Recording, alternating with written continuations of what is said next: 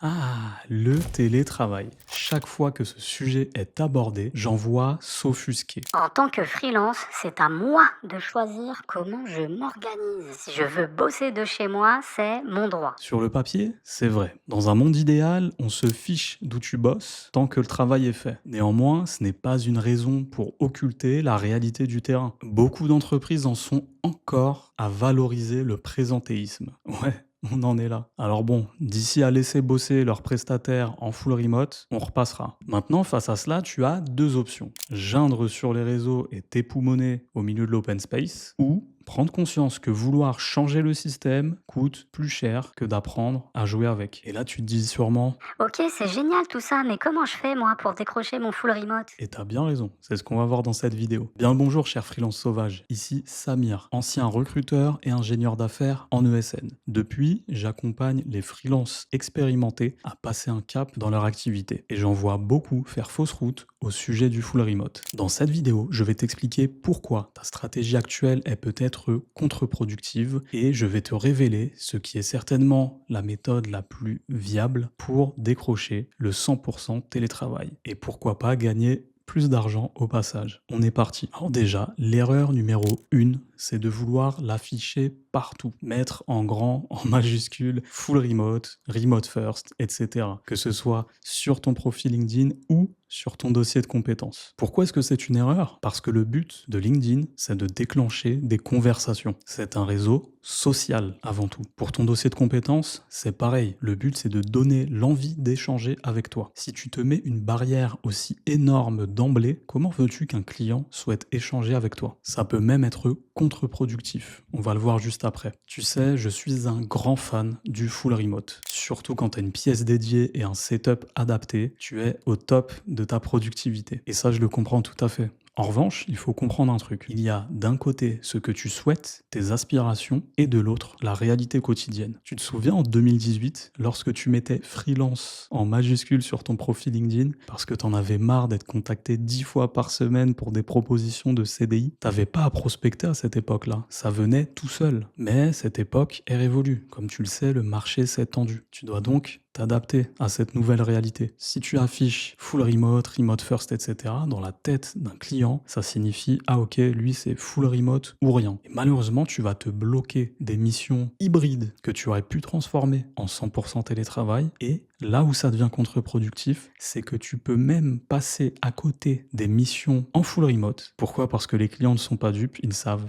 très bien qu'ils reçoivent beaucoup plus de candidatures sur les postes en full remote. Et donc, lorsque tu l'affiches clairement sur ton profil ou ton dossier de compétences, le client peut se dire, OK, en fait, il veut venir chez nous juste pour le remote parce qu'il trouve pas ailleurs. Et donc, il ne souhaitera pas aller plus loin avec toi. Alors, un conseil, attends d'avoir suffisamment d'opportunités entrantes avant de filtrer à l'entrée. Avant ça, ne donne pas de raison de ne pas t'appeler. Ensuite, il y a ceux qui s'obstinent, qui restent en intercontrat, donc sans mission, le temps de trouver la mission parfaite. Faisons le calcul ensemble. Partons du postulat que tu es sur un TJM de 550 euros. Tu refuses les missions hybrides. Tu veux uniquement du full télétravail. Tu cherches donc cette fameuse mission pendant 3 mois, soit 62 jours non facturés, ce qui fait donc plus de 34 000 euros de manque à gagner. Et ça, c'est le prix de ton entêtement. Accepter une mission en hybride, c'est-à-dire 2 ou 3 jours de télétravail par semaine, c'est pas se plier au client. C'est simplement pérenniser ton activité de freelance. D'autant plus que le full remote, comme ça d'emblée, c'est de plus en plus rare. Et donc convoité par d'autres freelances. Tu sais, moi, je vends du hautement probable, pas du peut-être. Mais attention, je te dis pas d'abandonner le remote pour autant. Je te dis de changer de stratégie pour l'obtenir. Mais avant de parler stratégie, on doit parler crédibilité. Part du principe que le client a peur du télétravail. Il craint le freelance injoignable, peu impliqué et qui contamine le reste de l'équipe. Ou pire, qui cumule 2 missions en même temps. Alors, petite parenthèse, si tu cumules 2 missions en régie à plein temps, tais-toi. Ne va pas le crier sur tous les toits. Parce qu'en faisant ça, tu flingues non seulement ta réputation, mais aussi celle de l'ensemble des freelances. Alors, si tu veux du télétravail, tu dois être irréprochable. Donc, on ne donne pas à manger à bébé pendant un visio. On n'a pas les mioches qui hurlent en fond sonore. On ne fait pas de réunion en conduisant. Et, s'il te plaît, on ne fait pas de réunion depuis son téléphone en le tenant comme une story Snapchat.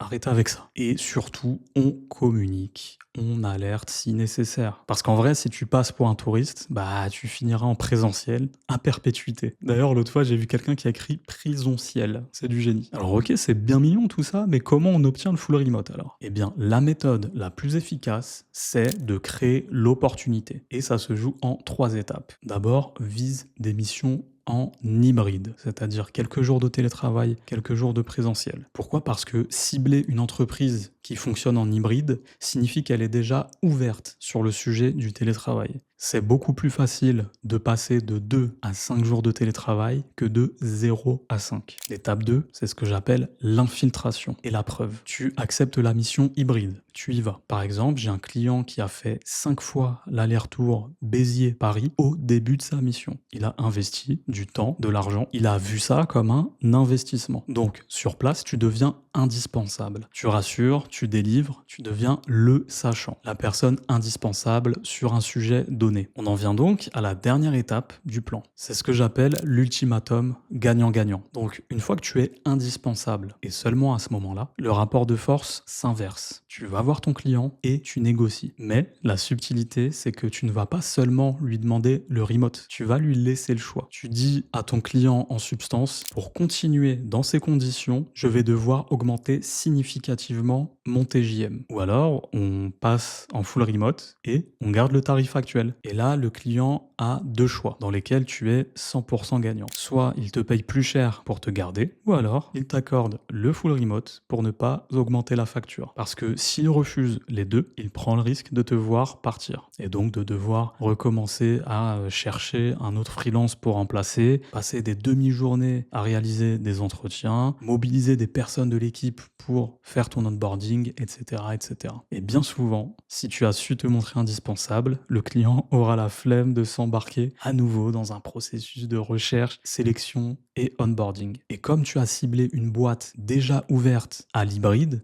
la marche n'est pas haute pour eux. C'est comme ça que mon client de Béziers est passé en full remote en seulement 3 mois. Il n'a supplié personne, il a juste prouvé sa valeur et négocié. En résumé, le full remote ne se demande pas lors des premiers échanges. Il se négocie une fois que tu as les cartes en main. Alors arrête cette lutte acharnée sur les plateformes où vous êtes 800 à postuler à chaque mission en full remote et sois stratégique. Maintenant, il se peut que tu en aies marre de tout ça, de subir justement les dictats des clients, de dépendre de leur bon vouloir à t'accorder ou non du télétravail. Eh bien, dans ce cas-là, je t'invite à aller regarder cette vidéo. Dans celle-ci, je te donne le plan étape par étape pour t'émanciper de la régie et faire croître ton activité de freelance. Mais d'ici là, n'oublie jamais, le marché, c'est une jungle. Sans boussole, tu te perds. Moi, j'ai la boussole, j'ai la carte et surtout, je connais le meilleur chemin pour toi. Alors, prends place et laisse-toi guider pas à pas.